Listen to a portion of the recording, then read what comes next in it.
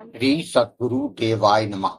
भाइयों बहनों, कई लोग यह मानते हैं कि नाम जप से कुछ नहीं होता। वे इसे भ्रम और अंधविश्वास समझते हैं और इसे केवल लोगों को मूर्ख बनाने का एक माध्यम मानते हैं। कुछ लोग यह भी कहते हैं कि हमारे जीवन में जो प्रारब्ध लिखा है उसे कोई काट नहीं सकता। प्रारब्ध के प्रभाव को हर व्यक्ति को भोगना ही पड़ता है। यह बात एक हद तक, काफी हद तक पहले सत्य है कि प्रारब्ध को भोगना होता है, क्योंकि ये हमारे कर्मों का ही फल है। परंतु इस सच्चाई में भी एक गहरा रहस्य छुपा हुआ है, और वह है कि नाम जप की अपार शक्ति। इस संसार में जन्म लेने वाले हर जीव के कर्म फल के रूप में प्रारब्ध बंधे हुए होते हैं। जो भी सुख दुख हम भोगते हैं वे हमारे कर्मों का ही परिणाम होते हैं। लेकिन कलयुग में एक ऐसी व्यवस्था है, एक ऐसी शक्ति है जो पूर्वजों के अन्य युगों में नहीं थी, जो कि हमारे पूर्व युगों में नहीं थी। इस युग में नाम जप के माध्यम से प्रारब्ध को भी बदलने की क्षमता है। यह कोई साधारण शक्ति नहीं, यह एक दिव्य शक्ति है जो भगवान ने स्वयं कलयुग में विशेष रूप से प्रदान की है। कलयुग में चाहे कितनी भी बुराइयां क्यों ना हो, चाहे जीव कितना भी अधर्म में फंसा हो, अगर वह सच्चे भाव और विश्वास के साथ भगवान का नाम जप करता है तो उसकी आत्मा का कल्याण होना अवश्य है। संत जन इस बात को बार बार दोहराते हैं कि नाम जप ही एकमात्र ऐसा उपाय है जिससे जीव अपने जीवन के संकटों और पापों से मुक्त हो सकता है। जब एक जीव सच्चे भाव से नाम जप करता है तो वह अपने भीतर की सभी नकारात्मकता और कर्म बंधनों को धीरे धीरे काटने की प्रक्रिया शुरू कर देता है। यह एक ऐसा अलौकिक माध्यम है जो हमें ईश्वर से जोड़ता है।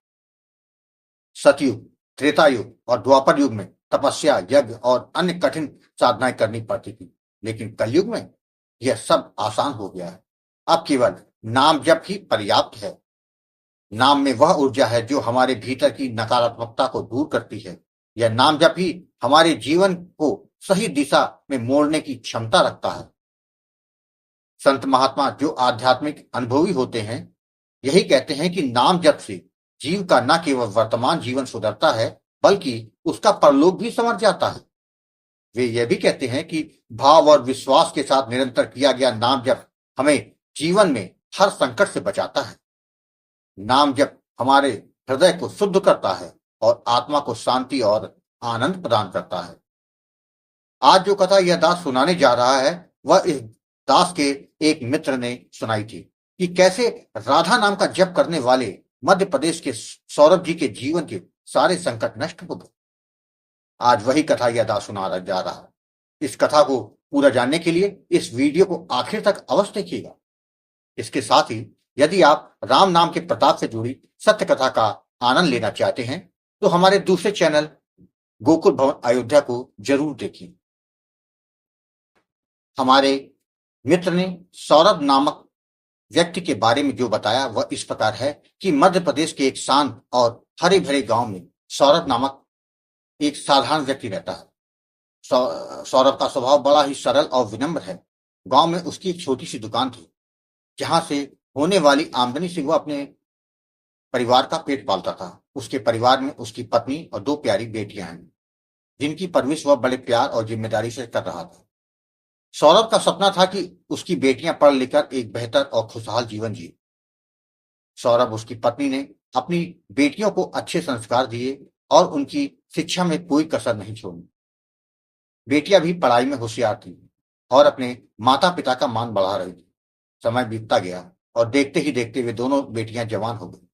यह देखकर सौरभ की पत्नी को चिंता सताने लगी कि एक दिन उसने सौरभ से कहा, आज हमारी बेटियां बड़ी हो गई, हमें उनके लिए अच्छे और योग्य वर की तलाश शुरू कर देनी चाहिए। समय रहते उनकी शादी हो जाए तो अच्छा होगा। सौरभ ने गहरी चिंता से सर झुकाकर कहा, पर हमारे पास शादी करने के लिए धन कहाँ है? यह कैसे संभव होगा? उसने अपनी समस्या साझा की कि गांव में हमारा एक खेत है, लेकिन उस पर पट्टीदारों ने कब्जा कर रखा है। अगर वो खेत खाली हो जाए तो हम उसको बेचकर कुछ पैसे का इंतजाम कर सकते हैं, और ऊपर से बड़ी बेटी मंगली है, उसके लिए तो लड़का ढूंढना भी आसान नहीं होगा। सौरभ की चिंता जायज थी, और उसकी बात सुनकर उसकी पत्नी की भी आंखों में चिंता की लकीरें उभर आई। फिर भी उसने सौरभ को हौसला देते हुए कहा, आप कोशिश तो करिए, सब भगवान पर छोड़ देते हैं। सौरभ ने हिम्मत जुटाई और लड़की की तलाश में लग गया, लेकिन जहां भी बात बनती वहां कोई ना कोई अड़चन आ जाती। मंगली लड़का मिलना मुश्किल था, और जब कभी कोई लड़का मिल भी जाता तो उसके परिवार की भारी दहेज की मांग सौरभ को निराश कर देती। वह यह सोच सोच के परेशान हो उठता कि आखिर वह दहेज की रकम का इंतजाम कैसे करेगा। इसी दौरान सौरभ के पड़ोसी, जो कि एक रिटायर्ड फौजी थे, एक दिन उससे बात हुई। फौजी ने सौरभ से कहा कि भाई, परेशान मत होना, मेरे गुरुदेव 3 दिन बाद आने वाले हैं। वे मथुरा में रहते हैं और बड़े शुद्ध महात्मा हैं। उनकी कृपा से बड़े बड़े कष्ट दूर हो जाते हैं। आप भी अपनी समस्या उनके सामने रखिएगा, हो सकता है आपकी कोई मदद हो जाए। सौरभ को यह सुनकर थोड़ी राहत मिली। उसने मन ही मन सोचा कि जब सारे रास्ते बंद हो रहे हैं तो गुरुदेव से मिलके अपनी समस्या कहने में क्या हर्ज। 3 दिन बाद जब गुरुदेव गांव आए, सौरभ ने उनके दर्शन किए। गुरुदेव के चेहरे पर एक अद्भुत तेज था, जिसे देखकर सौरभ भाव विभोर हो गया। उसे विश्वास हो गया कि उसकी समस्याओं का हल अब जरूर निकलेगा। सौरभ ने गुरुदेव के सामने हाथ जोड़ के अपनी सारी परेशानियां व्यक्त की। गुरुदेव ने मुस्कुराते हुए कहा, चिंता मत करो बेटा, राधा नाम की जप पूरी श्रद्धा और निष्ठा के साथ करो। कलयुग में नाम से बढ़कर कोई शक्ति नहीं है। राधा नाम में अपार ऊर्जा है। तुम देखोगे तुम्हारी सारी समस्याएं धीरे धीरे समाप्त हो जाएंगी। गुरुदेव के शब्दों में ऐसी गहराई थी कि सौरभ का मन हल्का हो गया और वह अपने भीतर एक नई ऊर्जा और उम्मीद के साथ घर लौट आया। सौरभ ने गुरुदेव के निर्देशानुसार राधा नाम का जप करना शुरू कर दिया। उसकी निष्ठा इतनी गहरी थी कि वह दिन रात नाम जप करता रहता। 24 घंटे उसका निरंतर नाम जप चल रहा था। उसे विश्वास था कि गुरुदेव ने के दिए आशीर्वाद और नाम की शक्ति से उसकी परेशानियां हल हो जाएंगी। लगभग 3 महीने तक नाम जप करने के बाद सौरभ के जीवन में चमत्कार होने लगे। जिस खेत पर सालों से किसी और का कब्जा था, उस पट्टीदार का मन परिवर्तित हो गया और उसने खेत खाली करके खेत उसको वापस कर दिया। सौरभ ने खेत वापस पाया और उसे तुरंत बेच दिया। उसे इस सौदे में अच्छा खासा मुनाफा भी हुआ, जिससे उसकी आर्थिक परेशानियां काफी हद तक सुलझ गई। इस चमत्कार ने सौरभ और उसके परिवार में नई आशा भर दी। अब सभी ने नाम जप करना शुरू कर दिया। धीरे धीरे सौरभ की दूसरी समस्या भी हल होने लगी। एक दिन जब वह अपनी दुकान से घर लौट रहा था तो रास्ते में उसका एक पुराना दोस्त, जो कि उसी शहर में रहता है, और उससे मिलने आ रहा था। दोनों ने आपस में बातचीत की और बातचीत के दौरान सौरभ ने अपनी बड़ी बेटी के विवाह की समस्या उसके सामने रख दी। उसके दोस्त ने कहा, अरे, मेरे बड़े भाई का बेटा है, वह भी मंगली है और उसके लिए भी लड़की की तलाश हो रही है। अगर तुम चाहो तो रविवार को हमारे घर आ जाना और बात कर लो। भगवान ने चाहा तो दोनों की शादी तय हो जाएगी। सौरभ की आंखों में उम्मीद की चमक लौट आई। उसे विश्वास होने लगा कि राधा नाम की शक्ति ने उसकी मुश्किलें आसान करनी शुरू कर दी। वह तय समय पर अपने दोस्त के घर गया। वहां लड़के के परिवार से बात हुई और दोनों पक्षों को एक दूसरे के बारे में सब कुछ पसंद आ गया। दोनों की कुंडली भी मिल गई। क्योंकि लड़का भी मंगली था, इसलिए कोई बड़ी समस्या भी नहीं आई। लड़के का परिवार दहेज में कुछ नहीं चाहता था। लड़का बिजली विभाग में नौकरी करता और उसका परिवार संतोषी और सादगी पसंद था।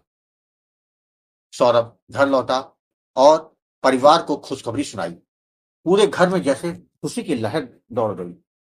तय समय पर दिसंबर 1991 में उसकी बड़ी बेटी का विवाह हो गया, जिसके बाद फरवरी 1993 में उसकी दूसरी बेटी का भी विवाह पूरी खुशी और धूमधाम के साथ हो गया। आज सौरभ की दोनों बेटियां अपने अपने घर में खुशहाल जीवन बिता रही हैं। सौरभ यह सब गुरुदेव की कृपा और राधा नाम की महिमा मानते हैं। अब तो सौरभ का पूरा जीवन नाम जप को समर्पित हो गया है। वो सबको यही कहता है कि चाहे जीवन में कितनी भी कठिनाई आए, नाम की शक्ति सब कुछ ठीक कर देती है। राधे राधे। भाइयों बहनों, आपने देखा कि नाम जप की महिमा अपरंपार है। यह कोई साधारण बात नहीं। जो लोग इसे नहीं मानते हैं, वे इस अदृश्य शक्ति को नहीं समझ पाते। नाम जप ही वह अमोघ उपाय है जिससे हर जीव का लोक और परलोक दोनों में कल्याण हो जाता है। इस युग में नाम ही सबसे बड़ा आधार है और वही हमें हर संकट से बचाता है। संत जनों की यह बात सत्य है कि नाम में वह शक्ति है जो प्रारब्ध को भी बदल सकती है। इसलिए नाम जप करें, भाव और श्रद्धा के साथ करें। यही जीवन को सच्ची दिशा देने का और आत्मा का उद्धार करने का एकमात्र मार्ग है। आपको कथा अच्छी लगी हो तो कमेंट में राधे राधे लिखना मत भूलिएगा, जिससे दास का मनोबल लगातार बढ़ता रहे और अच्छे प्रेरणादायक वीडियो आपको प्रस्तुत करता रहे। आपसे निवेदन है, यदि आपके पास भी राम राधा नाम की महिमा, बांके बिहारी जी की कृपा और वृंदावन से जुड़ी कोई सत्य कथा हो तो उसको मेरे व्हाट्सएप या ईमेल पर भेज सकते हैं, जिस पर वीडियो बनाकर अपने चैनल में अवश्य दिखाऊंगा। ईमेल का पता, व्हाट्सएप नंबर वीडियो के डिस्क्रिप्शन में दिए हुए। राधे राधे।